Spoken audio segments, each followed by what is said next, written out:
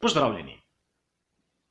Danes bom v osnovah in na hitro orisal osnovne lastnosti ogljikovih vlaken, katere se uporablja množično v Formuli 1. In upam, da bomo vsi skupaj razumeli, zakaj ogljikova vlakna in zakaj ne kar enostavljeno karbon, kot nekateri uporabljajo, da se sliši bolj učeno, a v resnici ni.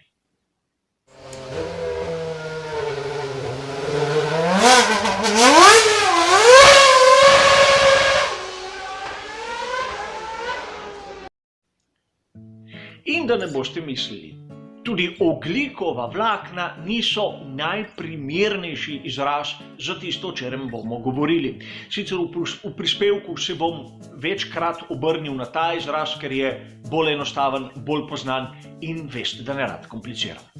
A v strokovni literaturi in med inženirji boste zasledili uporabo kratice CFRP ali Carbon Fiber Reinforced Plastic v slovenščini, plastična masa ojačana z ogljikovimi vlakni, kar nam dobesedno pove, da gre za kompozit. Kompozit je material sestavljen najmanj iz 2 oziroma več delov. In seveda v Formuli 1 bomo videli v nadaljevanju, je dostikrat v uporabi več elementov pri sestavi, naprimer šasije. Tam imamo hibride in ne samo te plastične mase ojačane z ogljikovimi vlakni. Če poenostavim maksimalno, da si bomo bolje predstavljali, kaj je to ogljikovo vlakno, katero rabimo v Formuli 1, se moramo spomniti nekaj, kar večina od nas je že uporabljala v vsakdanjem življenju. Koliko izmed vas je že popravilo kaj z uporabo epoksidnih smol in steklenih vlaken? V principu gre za eno in isto stvar. Samo da steklena vlakna so tu zamenjala z ogljikovimi vlakni in tista smola je bistveno bolj sofisticirana. A princip je tak. Zakaj je ta material tako pomemben v Formuli 1?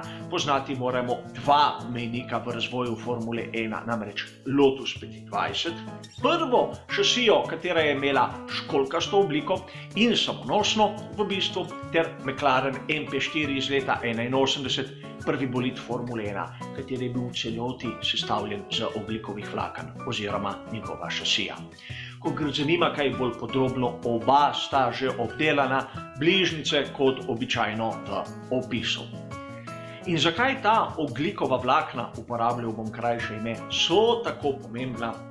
Približno, da si bomo bolje predstavljali, 10-krat so močnejša od jekla, bolj vzdržljiva, za približno polovico teže. In to mislim, da nam kar dosti pove.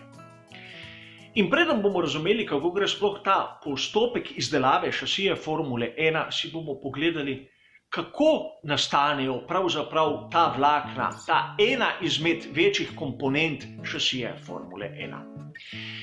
V tej literaturi boste pogostokrat zasledili, da je temelj vsega nastanka ogljikovih vlaken spojina imenovana PAN oziroma poliakrilonitril. Produkt propela, kateremu, če se ne motim, dodajo amonijak in iz njega dobijo ta polimer. Nato ga predelajo skozi 4 faze, katere bom na hitro obšel, da ne bo preveč dolgočasno. Najprej ga v navadni atmosferi segrejejo na 300 stopinj, da nastane tako imenovan proces oksidacije, kjer vodik zamenjajo s kisikom.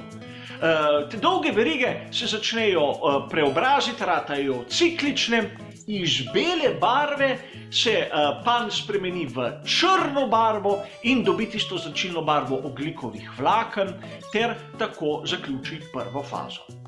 Na to in komaj na to sledi karbonizacija ali grafitiranje, kjer v kontrolirani atmosferi z inertnim plinom, govori se o dušiku, segrejejo ta polimer na različne temperature, tam od 1000 pa do 3000 stopinj. In ja, za Formule 1 se rabi tiste izdelke, ki se grejejo na 3000 stopinj.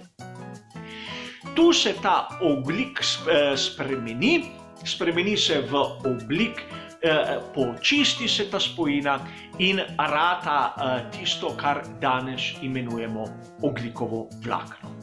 Nato sledi tretja faza, kjer obdelajo površino, jo praktično stkejo in to izdelava v tistih merah oziroma ploščah, katerim dodajo smole, ponavadi epoksi smole, katera je potem pripravljena za uporabo.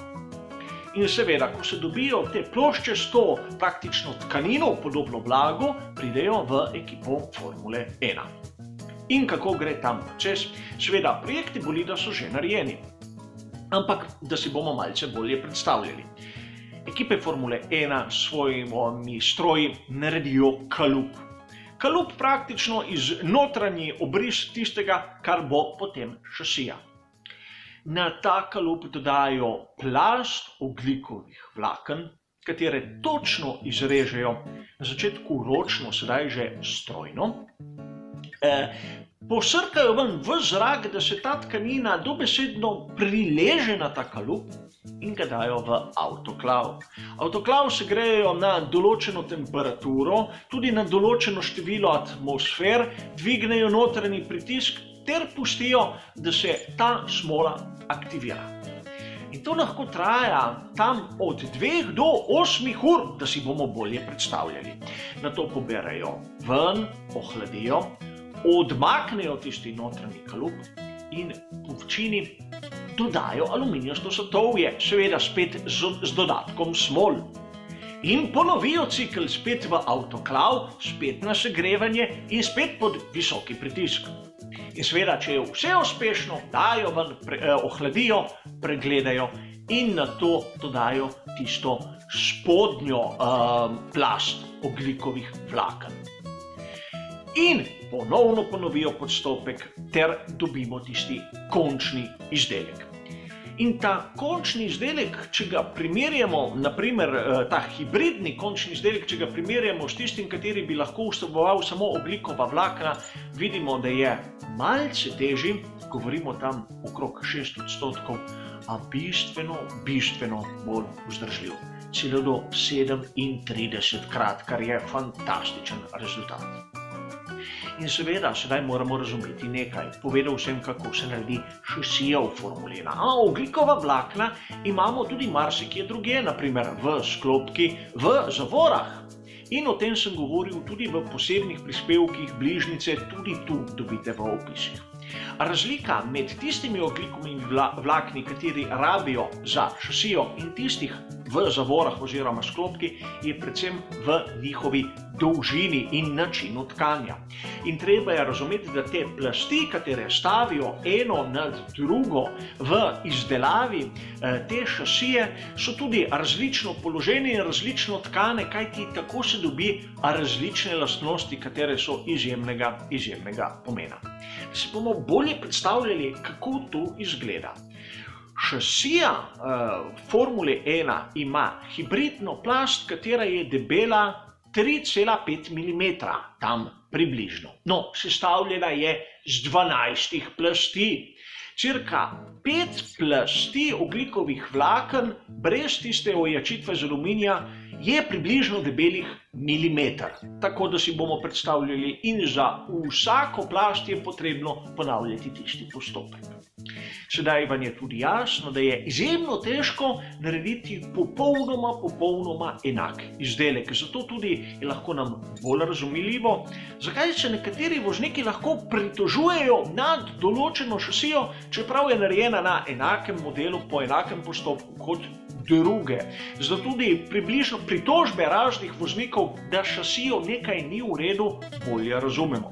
Razumemo tudi, da gre za izjemno dolgotrajen postopek, da ne morejo iz danes na jutri kar narediti nekaj novega, ampak da rabijo čas, tudi če imajo kalup, tudi če imajo načrt, da to fizično izdelajo. Upam, da sem malce razjasnil ogljikova vlakna, kakšna so, zakaj je tako dolgotrajen in drag postopek realizacije šasije Formule 1 in zakaj je prav, da jih imenujemo ogljikova vlakna in ne kar tako drugače, kot si nekateri drznejo. Hvala za vašo pozornost in nasvidenje.